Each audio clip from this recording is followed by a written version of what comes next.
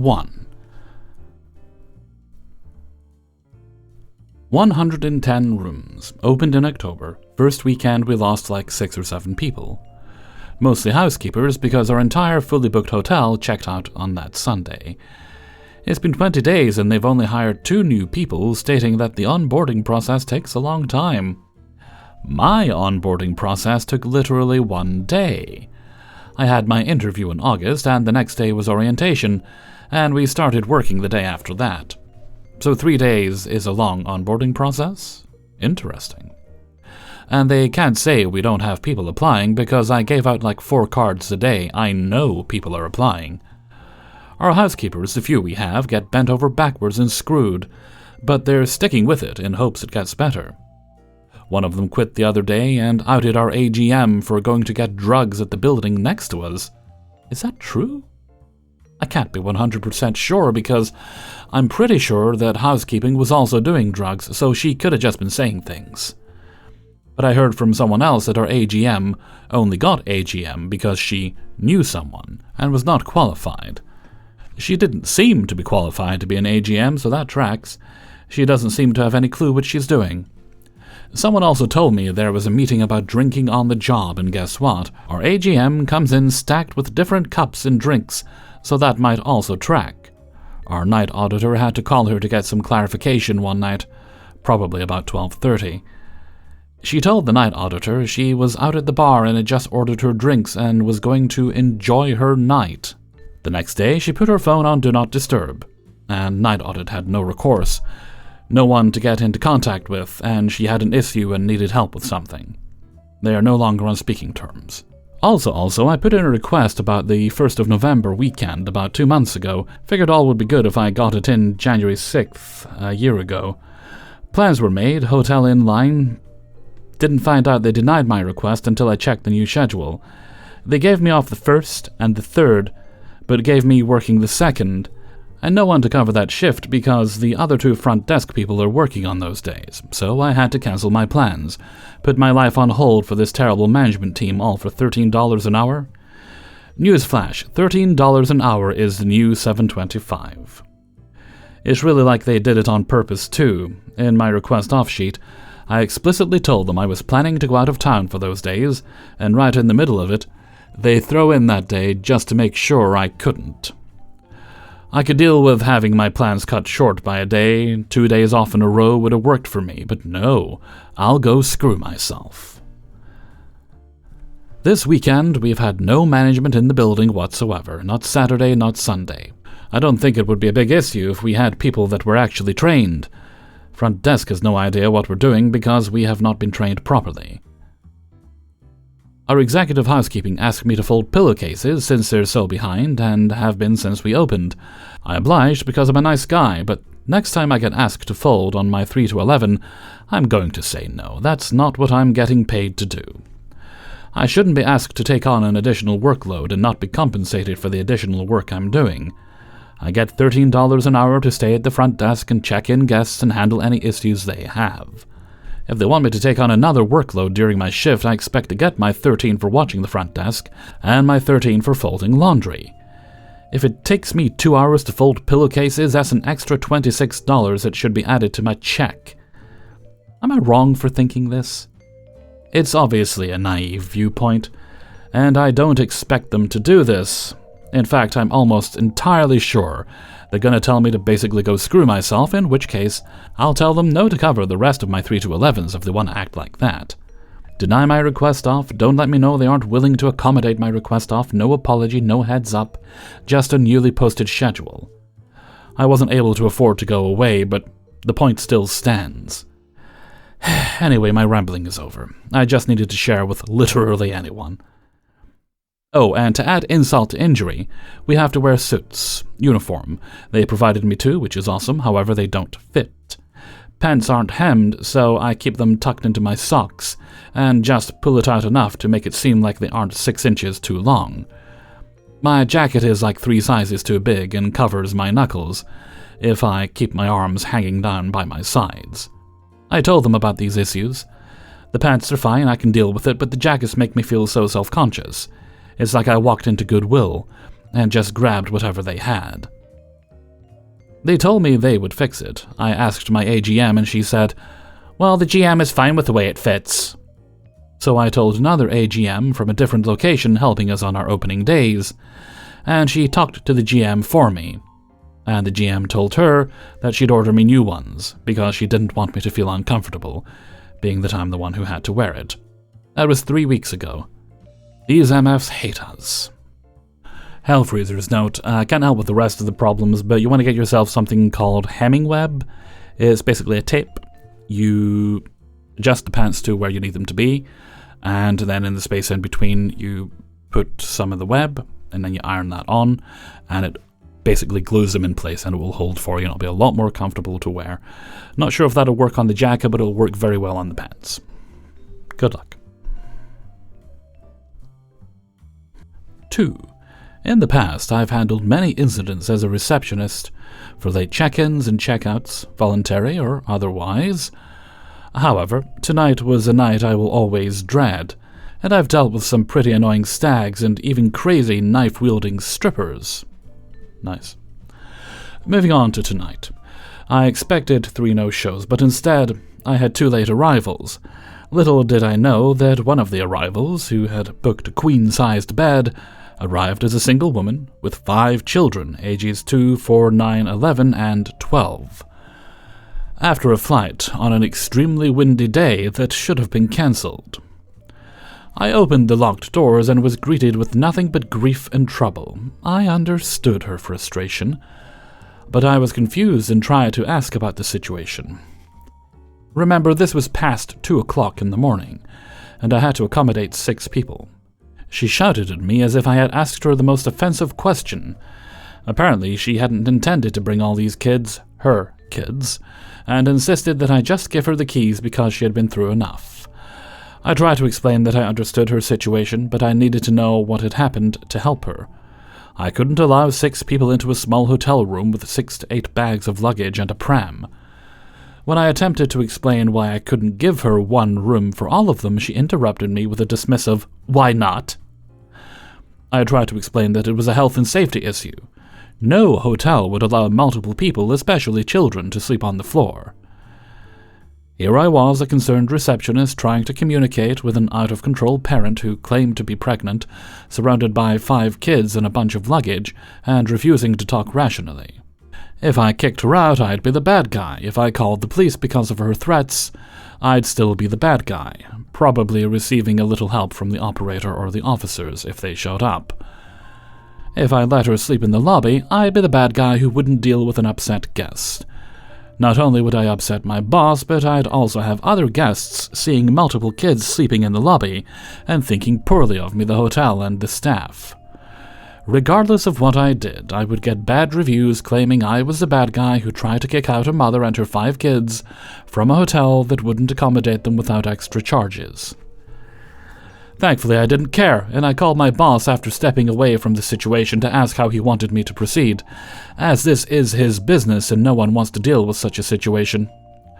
Fortunately for her, she was given a complimentary room, but when I called her over to share the good news, you won't believe it, rather than any appreciation, she called me an a-hole, claiming she was trying to cheat the hotel instead of recognizing that I was a concerned receptionist and father trying to accommodate her.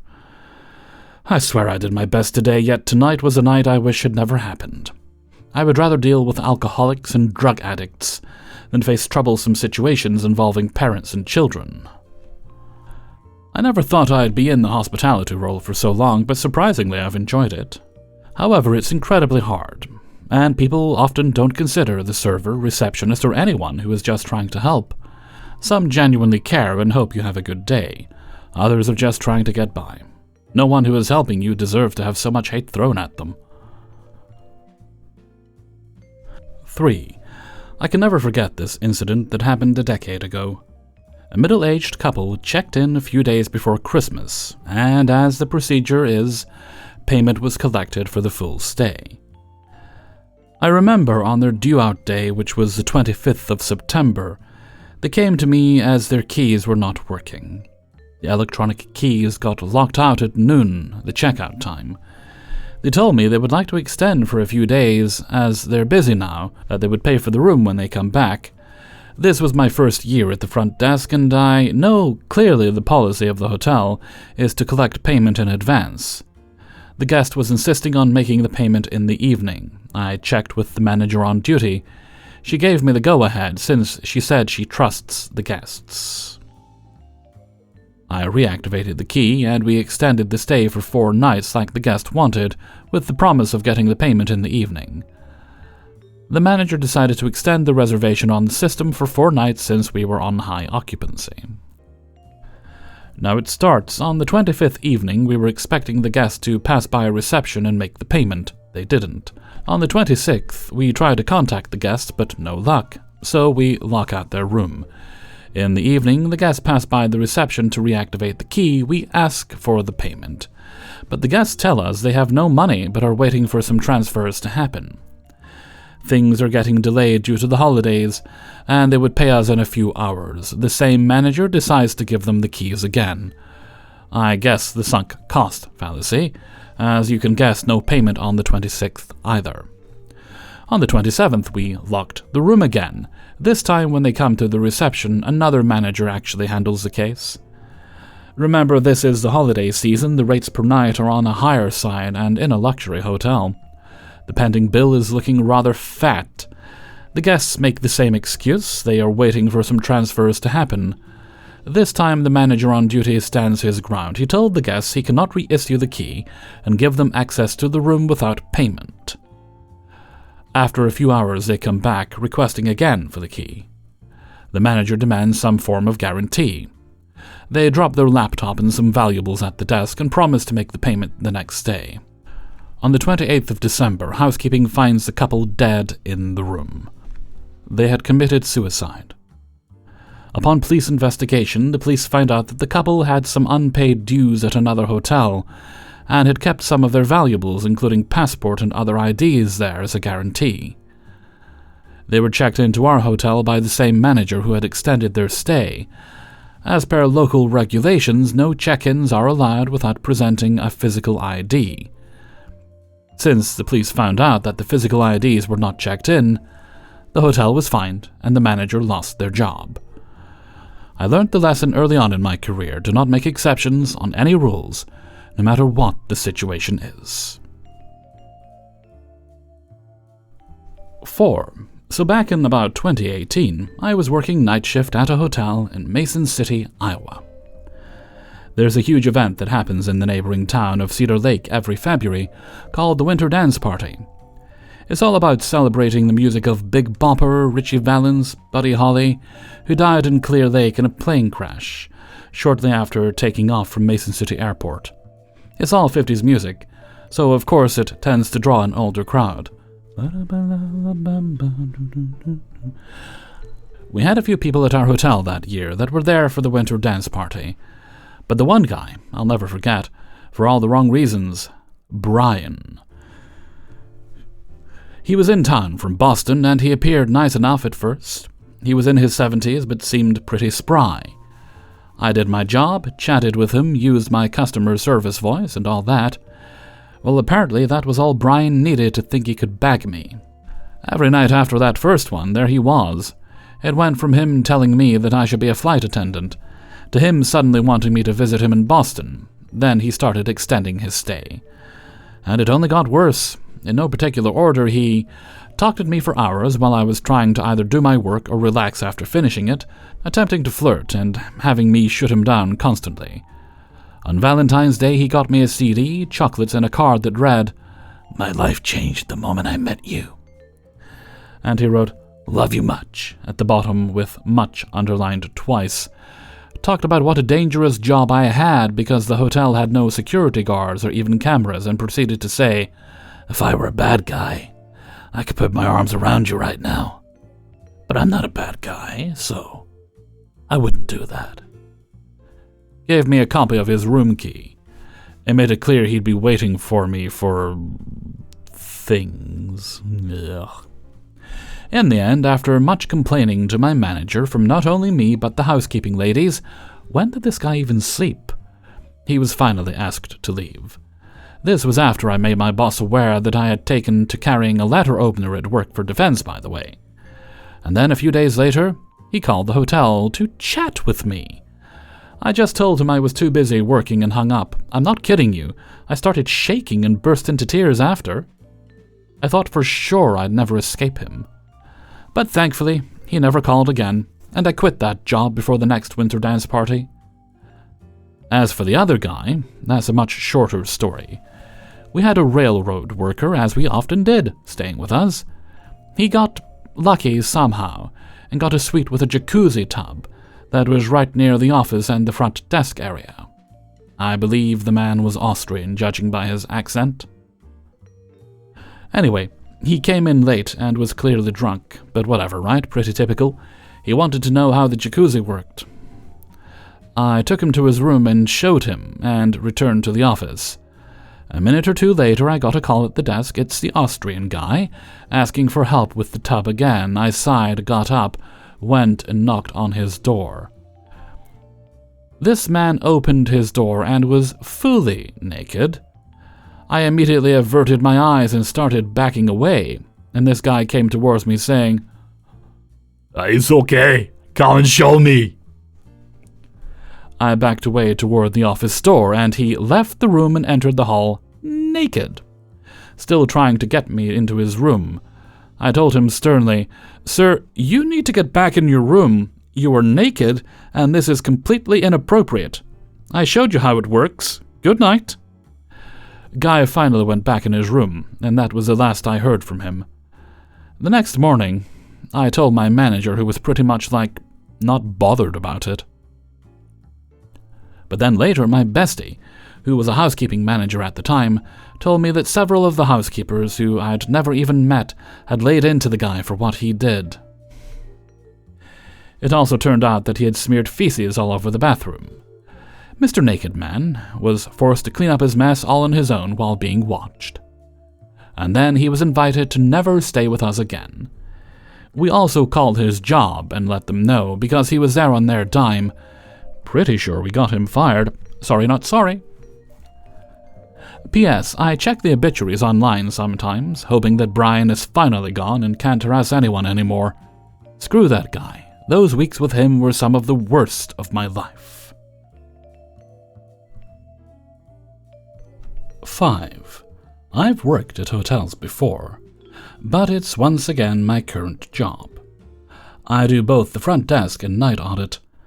The hotel I work at is on the higher end, and because of that, people think they can call and ask about anything their heads can come up with.